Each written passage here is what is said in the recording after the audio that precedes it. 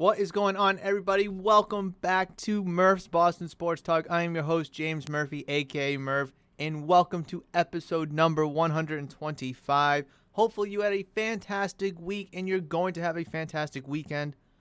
I say that with a little optimism because we're supposed to, at least here in the New England area, get smashed with a crazy snowstorm. And it's not going to bode well tonight, tomorrow, going into Saturday, and then a fresh blanket of snow on Sunday. It's going to be something crazy. A lot of people are bracing for it. Me, myself, I could care less for it. You guys know how I feel about the cold weather and snow. It is what it is. But I had a good week myself. Thank you so much for asking. I am looking forward to this weekend. Thank you so much for asking. But we do have an abundance of things to talk about. I will follow up with my MLB lockout discussion that I started on Monday, because on Monday, episode number 124, I discussed the current state of the lockout between the players and the union. I'm sorry, the players in the league, rather, and where they were actually going to meet later that afternoon. So I just want to follow up with that, how that meeting went.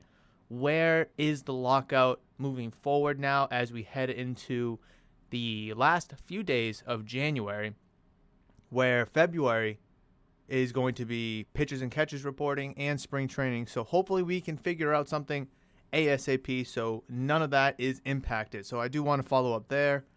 We're going to have a small Bruins discussion as we just update ourselves with what's going on with the black and gold, where they are in the standings, how they're performing, with the trade deadline looming in just about a few weeks. I don't know the exact date, but it's a few weeks away, I believe. Let me actually look it up right now. NHL trade deadline. It is on March 21st. Okay, so we got like 7 weeks. Okay, I was a little off. My fault. But that's still something that we're going to have a discussion about within the next 7 weeks, is the potential moves the Bruins could be making. And then also we will be discussing about the NFL Championship weekend between the AFC's Cincinnati Bengals and Kansas City Chiefs, and the NFC's San Francisco 49ers and Los Angeles Rams. So we have a good episode lined up with some great topics ahead of us. So without further ado, let's dive right into it. And MLB lockout had some positive traction after Monday's meeting. SB Nation, the Athletics Nation, not the Athletic, like the Oakland Athletics, their news website, posted this really good article that I read a little bit into, but I wanted to save most of the juice for the podcast. But I did read a little bit into it, and actually breaks down a lot of the meeting and where the two sides are at, respectively, the league and the union. And I want to break that down to you guys. So, MLB lockout. At least the two sides are talking. This is an article written by Alex Hall on January 25th, so just a few days ago.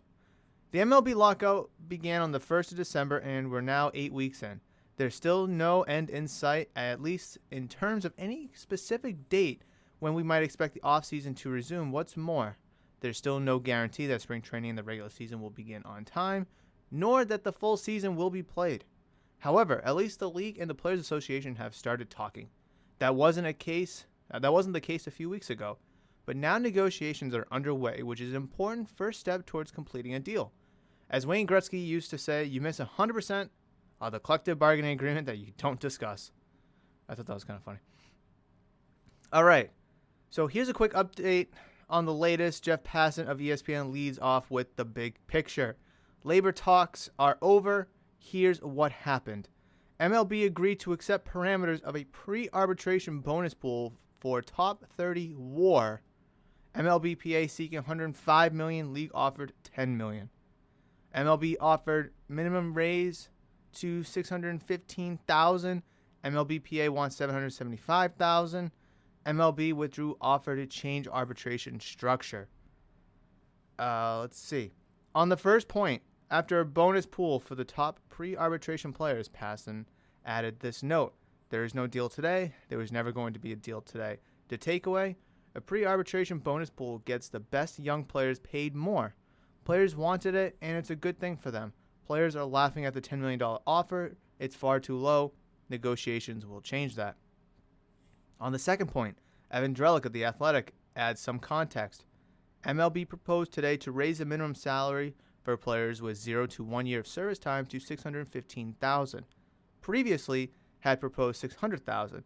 No change to 1 to 2 years of service time, which currently sits at $650,000, or 2 to 3 years of MLB service time, which currently sits at $700,000. MLB also withdrew its proposal to eliminate salary arbitration for any group. On the third point, and also the first point, Chelsea Janes of the Washington Post adds some details. MLB is dropping its proposal to change arbitration and end Super 2, per person familiar with today's proposal, have also agreed to union's idea of a bonus pool funded by central revenue to reward players with less than 3 years service time who wins an award hit WAR marks. Or hits WAR marks. WAR is wins above replacement, WAR. It's one of those new analytics. One of the MLBPA's primary goals is getting players paid earlier in their careers, which reflects in their efforts to raise the minimum salary, shift some of the pie towards pre-arbitration players, and preserve the Super 2 designation that already gets a handful of players into arbitration a year early. On Monday, the MLBPA dropped its idea of an age-based free agent system, reports Drellich. However, on the topic of an extra compensation pool for the best pre-arbitration players, there might be questions about how to decide who qualifies as the best. Steve Adams of MLB Trade Rumors explains some potential conflicts of interest. Beyond needing to agree on which form of WAR to set as the standard, the concept isn't likely to sit well with the proprietors of those metrics. Baseball Reference's Sean Foreman has already taken to Twitter to explain how uncomfortable he is with the notion of players being assigned millions of dollars based on a metric that is constantly undergoing slight tweaks to keep up with the changes in the game. There are some obvious potential conflicts of interest in trying pre-arbitration bonuses to award voting that is conducted by the media members who covers those players. There's still a long way to go, but now we at least have a peek at the conversation. Of course, there will be other issues on the table beyond just the ones that came up on Monday's meeting. MLB insider John Heyman mentions MLB Players Union offered to decrease the revenue sharing increase they requested from big markets to small, from $100 million to $30 million. MLB, meanwhile, is staying steadfast in saying revenue sharing formula will remain the same. Management source predicts union will give this up in trade. As for how much progress was made, that's difficult to say. Susan Slusser of the San Francisco Chronicles relays this response. I asked a source with knowledge of today's bargaining session about perceived movement from MLB on talks, and source said, quote, I'd hesitate to call it movement. The players' reaction to this universally was, quote, what the F are you kidding me? End quote. And Travis Sawchik of The Score isn't impressed by the league's proposed increase in the minimum salary. Corrected math. MLB increasing its minimum salary offer from $600,000 to $615,000 is still nothing. A step backward in adjusted pay. Again, $1 in 2017 at the start of the last CBA is worth 86 cents today. To keep up with the inflation alone, the minimum would need to be $650,000 in 2022. All this, and we haven't even gotten into expanding the postseason or adjustments to the draft, and they still have to figure out revenue sharing and the luxury tax. Maybe today counts as progress, maybe it doesn't, but two factual statements are the negotiations are properly underway and also that they're not close to being finished. End article. Well, there is the current state of Major League Baseball and the Players Association. Seems like in Monday's meeting that was hopefully designed to cover an abundance of topics, they were able to cover one, and that's salary, whether it's for younger players, arbitration eligible players. Now again, just to recap, when a player first comes up to the Major League club, they are under team control for 6 years. 3 years of contract renewability from 650 to 700,000, based off of the 0 to 1 year, 1 to 2 years of service time, or 2 to 3 years of service time. Then after those 3 years of contract renewability, they hit arbitration. And arbitration is when the camp of the player will discuss among itself to determine what they think their value is worth. Meanwhile, the team will discuss with their camp to discuss what the value is worth of that player. They both will submit that number to an independent arbitrator, and then that arbitrator will decide which salary is best fit for that player. So, for instance, let's say I think I'm worth $1 million, but the Red Sox think I'm worth $500,000. We'll both submit our numbers to the independent arbitrator, and the arbitrator will determine if I'm worth what I think I am in $100 million, $1 million, or what the team thinks in the Red Sox, where they think I'm worth $500,000. Then the arbitrator will pick $500,000 or $1 million, and that will be my salary for the upcoming season. And that's done for 3 additional years. And then after 6 years, then the player can hit free agency where they can make the big money. I think that is beyond friggin' stupid. Now, I understand you can make some money in arbitration, but, like, what if I think I'm worth $10 million? Like, I got the same stats as, my average is as good as Vladimir Guerrero's. I'm hitting 30 home runs. My RBIs might be a little low. My on-base might be low, but my slugging's pretty high. I think I'm worth $10 million. But the Red Sox think I'm worth, call it $3 million because I don't get enough walks, I strike out too much, and my on-base is low, and my RBI total is low. I could be a liability in the field. It just makes no sense to me. I mean, I hate arbitration. I really do. But if they were to shave it where it's 2 years of renewability, 2 years of arbitration, sure, that's fine. But, oh my goodness, I was hoping that Monday, the meeting between the Players Union, Players Association, and the league and the owners was to cover a lot more than what it did, which was just clearly salary. Because, like at the end of the article, there is expanding the postseason, adjustments to the draft, tanking. They need to figure out revenue sharing, luxury tax. There's still so much that needs to be discussed, and we are on the verge of February. Let's see, when are pitchers and catchers, when are they supposed to report? February 14th. They are supposed to report on February 14th.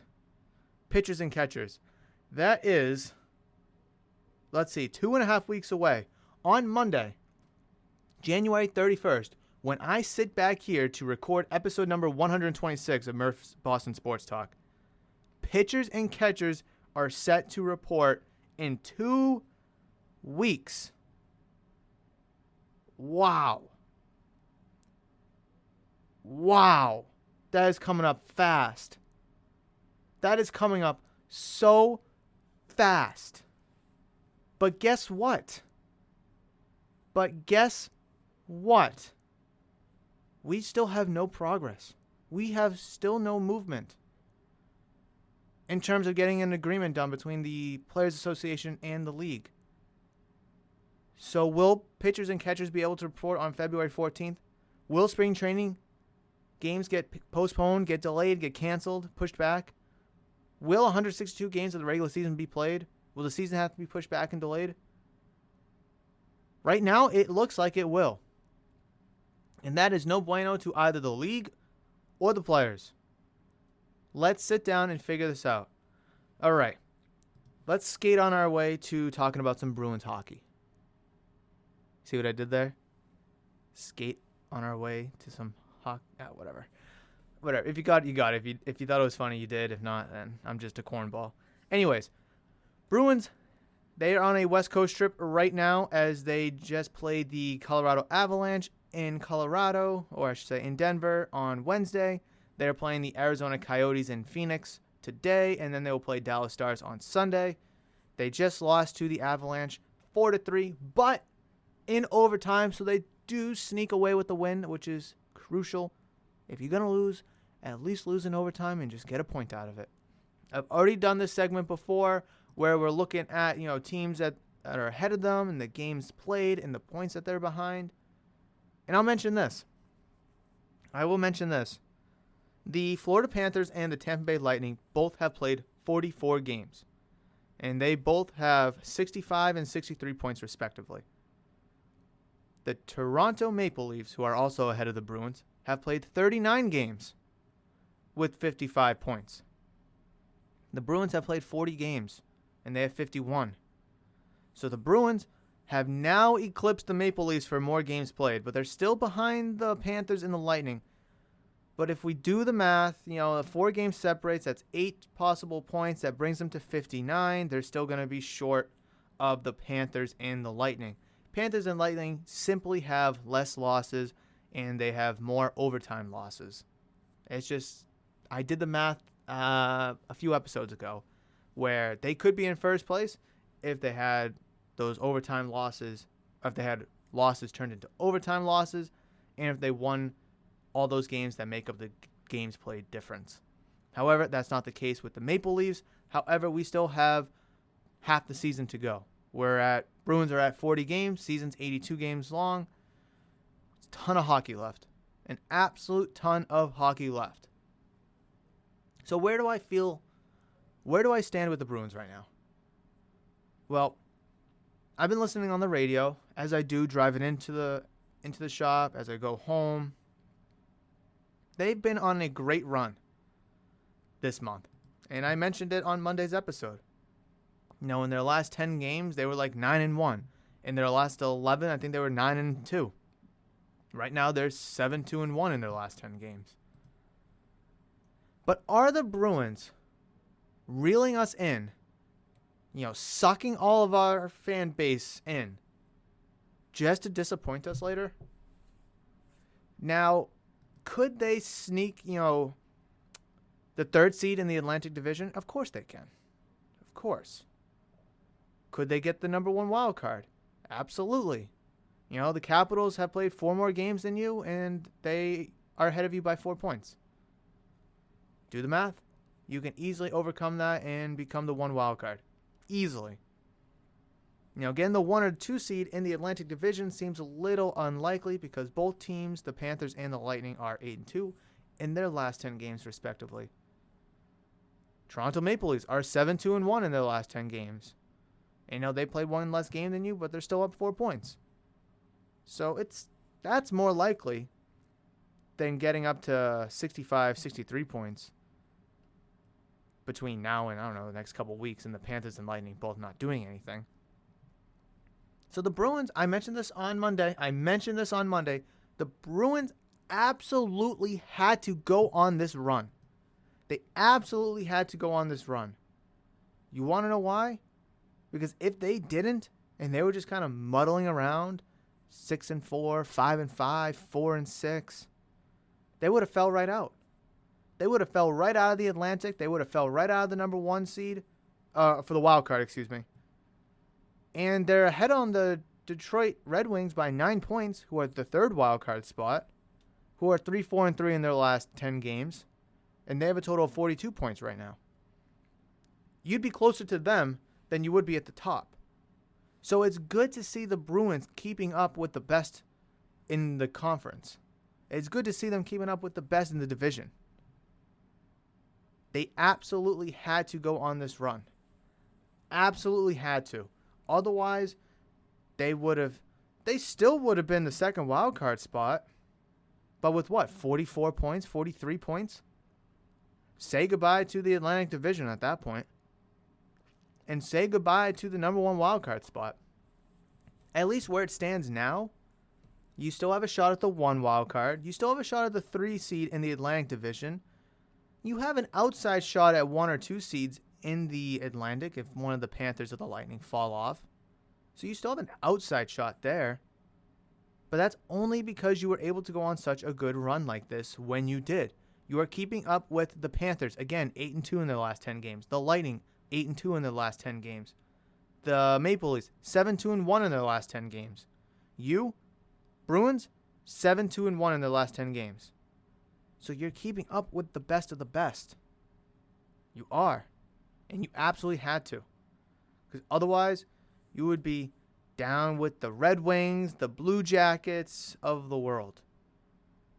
And here in Boston, you are not those teams. You do not have just let me skate through the rest of the season and let's just get some wins and some points and see you next year. Bruins, year in and year out, expect to win. They expect to be in the Stanley Cup Finals. They're expected to go on at least deep playoff pushes. And if it wasn't for this run that has sucked the fan base back in, that would not have happened. But right now, the Bruins, like I said, have the Coyotes tonight. They have the Dallas Stars on Sunday. Then they come home for a brief little homestand against the Kraken, Penguins, and the Hurricanes. There's still a lot of hockey to be played. And there's still a lot of time between now and the trade deadline.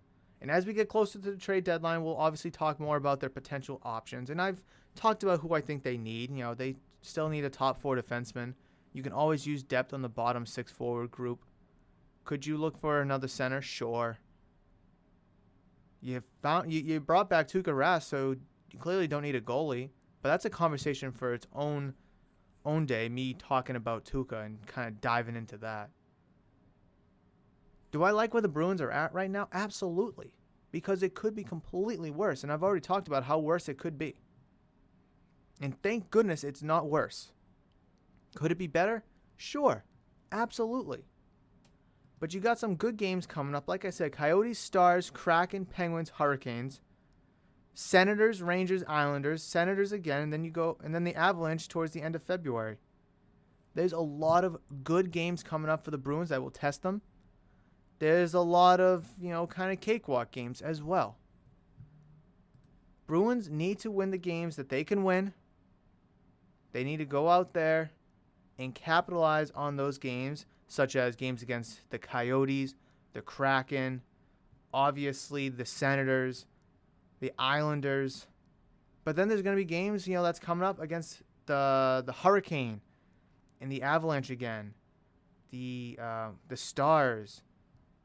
Ooh, I'm just trying to look at the schedule here because I know they play a few teams twice. The Penguins. So it's going to be a challenging little road for them between now and, say, the end of February.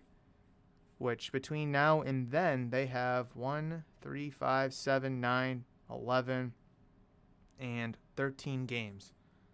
In those 13 games, I would like to see the Bruins get at least 10 wins. 10-2-1, 10-1-2. I think they absolutely need to do something like that. Again, to keep up with the Florida Panthers, to keep up with the Tampa Bay Lightning, the Toronto Maple Leafs even, who are ahead of them, the Washington Capitals, who are ahead of them for the number 1 wildcard spot. So that kind of run, 10-1-2, 10-2-1, something they're going to have to do. Now, could you, convince me of a 9-1-2? 9-1-3, 9-0-4? Sure. I'd rather see overtime losses than regulation losses any day of the week. That's a plus. Go out there, play some good hockey, develop, that chemistry within the team, which has been developing very nicely since, the beginning of training camp. Obviously, rotate guys accordingly. And as the season further progresses, once we get past the All-Star break and such, we can look at trade deadline and who I think the Bruins should bring in besides, positional players, such as just a top 4 defenseman, a bottom 6 forward, a center. We'll get into specific players later on. But that's my stance on the Bruins right now. And I definitely want to hear yours because I know there's a lot of avid Bruins fans that come around the shop and we're always talking hockey. But I would definitely want to reach out to you guys, those that may not come into the shop as often or maybe not at all because you're too far. So reach out to me via social media at Murph's Cartown. I want to hear your stance and your thoughts about the Bruins in their current state right now. And if you listen to this on YouTube, leave those comments down in the comment section below as I'd love to engage with you there. But let's jump over to some football because we do have a football discussion to have. We do have a big football discussion to have between, again, the AFC's Bengals and Chiefs, and the NFC's 49ers and Rams. We'll start with the AFC game because that is the first game on Sunday at 3 o'clock. Bengals, Chiefs. I think I last checked, Vegas had the Bengals 31% chance to win the game. So obviously that would put the Chiefs at 69%. But I think the Bengals have a better chance than that to win this game. Now, could the percentile chance be much more discrepant because the Chiefs are home? Sure. If the Bengals were home, what would the percentage look like? Would it be closer to 50-50, 40-60, 45-55? I don't know. But I think this is a great matchup. This could be one of the best matchups in the AFC that we could have hoped for. Obviously, the Chiefs-Bills was one that everyone wanted to see in the title game. We got that last round. That was a fantastic game. Don't get me wrong. And I think this matchup right here has the potential to be a great matchup on Sunday, next year, and potentially the next decade between Burrow and Mahomes. Again, it's going to come down to which offense can execute the plays when needed. Last week, the Chiefs were able to. But whose defense is going to step up?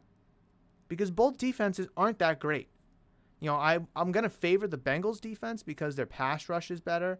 I think they have better pieces in the secondary. And statistically, they just kind of favor the Chiefs. I know the Chiefs went on a great run defensively, but at the end of the day, they're not that good defensively. Yeah, they got Tyrann Mathieu. Yeah, they have Chris Jones. But who else?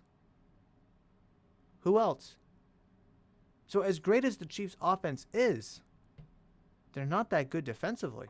And I've sat here and said, and I've said it in the shop 1,000 times, I think the Bengals' defense is good, but they're a year too early. So like I said, if this game was next year, I think the Bengals have a damn near 50-50 chance to win this game. I honestly think that the discrepancy between the Bengals and Chiefs and who's going to win is solely based off of the game being in Kansas City and Patrick Mahomes. Right? Say Patrick Mahomes, say the Chiefs still won last week, but it wasn't because of Patrick Mahomes. All right? Say it was like a 21-17 win over the Bills. You know, Patrick Mahomes, 200 yards, touchdown. Nothing crazy, right? He wasn't the reason why they won that game, hypothetically. I still think that the percentage would be a lot tighter than 31-69. But because of what Mahomes was able to do last week, really makes this game almost a landslide in terms of the percentage to win. And I mean, kudos to Mahomes. I mean, he deserves it. Don't get me wrong. But from the Bengals standpoint, I do believe it's a little unfair if you ask me. I'm really looking forward to this matchup. I really am. And I'm happy that we got it. All I know is there's a ton of people in this country that want the Bengals to win. They love Joey B. They love that Joey Shiesty. But I mean, we need the Bengals to win. You want to know why? I'm sick of Mahomes. I really am sick of Mahomes. It's just so many bandwagon Chiefs fans, so many bandwagon Patrick Mahomes, D-Rider fans are out there. And trust me, if they didn't exist, those bandwagon fans, I wouldn't mind if Patrick Mahomes got to another Super Bowl and potentially won another Super Bowl. It's just imagine all of the noise that these bandwagon fans are going to make when, if they advance. I just don't want to deal with it. I as exciting as the Chiefs are to watch, and as exciting as their comeback against the Bills and that back and forth game in the divisional round was, I just think the Bengals are a more entertaining product. Underdog mentality, 3 stud receivers, Joe Burrow, former number 1 overall pick, who's playing out of his mind right now after tearing his ACL last year. The Bengals, they're the Bengals. They haven't won playoff game since the 90s. Here they are. They've just won 2 in a row. in their first appearance in I don't know how long. I think that time Andy Dalton took the Bengals to the wild card game and they lost against the Steelers on that Vontaze Burfict hit. I think that was the last time they were in, to be honest. Just the story is so much better. I honestly think the storylines for a Bengals Super Bowl, whether whoever they face, the Niners, the Rams, is better than the Chiefs and Mahomes. I do. I really do. Yeah, you can always say, oh, Mahomes is in his third straight Super Bowl, looking for 2 wins in the last 3 years. If he wins, his legacy's going to be cemented. It's like, bro, dude's like 25. His legacy's not going to be cemented, whether he wins or loses a Super Bowl in his third straight year. He could just never be the same next year. Starting next year, he could just never be the same. You just don't know that. So stop saying his legacy's cemented. Is his legacy great right now? Sure. Is it still young and prospering? Yes. But stop trying to put him up in that upper echelon quarterback conversation. He's not there yet. Will he eventually? Possibly, probably. But not yet. And I just do not want to hear those conversations. I do not want to engage in those discussions. So give me Joe Burrow because I think it's a more entertaining conversation to have. So at the end of the day, who am I picking between the Cincinnati Bengals and the Kansas City Chiefs? You could probably think that I'm going to pick the Cincinnati Bengals just because of everything I said. And you're right. I am picking the Bengals because I'm picking the underdog story. I think when comparing and contrasting the two teams, the Bengals and the Chiefs lined up together, I think the Bengals are a better team overall. Obviously, offense, Mahomes and Burrow, it's a conversation to have. Tyreek Hill or Jamar Chase, conversation to have. But at the end of the day, when we're looking at everything, all right, quarterbacks, running backs, wide receivers, tight ends, left tackle, right tackle, guard, centers, all this and all that, D linemen, linebackers, safeties, corners. I think the Bengals are the favorite there. Now, it's going to be an uphill battle. They're not going to win the game easily. And I won't be surprised if they lose, and I won't be surprised if the Chiefs blow them out. I don't think they will. But I'm not going to sit here and say the Bengals are going to win this game, 9 times out of 10. It's going to be an easy win. I'm not saying that. But I am rooting for the Bengals. I am picking the Bengals to win this game. Whether I am alone in this prediction, in this take, or if I have the rest of the bandwagon behind me. But I'm picking the Bengals to win. Let's jump over the NFC, because this is a different conversation. Completely different conversation. If the Bengals win, I don't care who wins this NFC game, whether it's the 49ers or the Rams. I could care less. If the Chiefs win, though, I do want the Rams to win, because the Rams have the firepower to keep up with the Chiefs offensively, but the Rams' defense is significantly better than the Bengals or the Chiefs' defense, for that matter. 49ers have a good defense, too. I know Warner and Bosa were a little dinged up, but I think they're going to be good to go for Sunday. But, they don't have Jalen Ramsey. They don't have Aaron Donald. They don't have Von Miller. Now, yes, you could say that the Rams don't have, Eric Armstead or Nick Bosa or Fred Warner. Sure. But would I rather have Nick Bosa and Eric Armstead or Aaron Donald and Von Miller? I'm picking Von Miller and Aaron Donald. Would I rather have Jalen Ramsey or Fred Warner? Granted, one's a linebacker, one's a corner, but I'm going to pick Jalen Ramsey. As much as Mike Evans kind of used and abused him last week in the divisional round, Ramsey is, quote-unquote, the best cornerback in the league.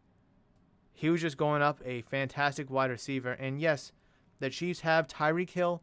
The Bengals have Jamar Chase. But I'm a firm believer that defense wins championships in one way, shape, or form. One way, shape, or form. You could look at the past Super Bowls and you can point to defense. Look, the Buccaneers shut out. I don't want to say shut out, but the Buccaneers neutralized the Chiefs' offense.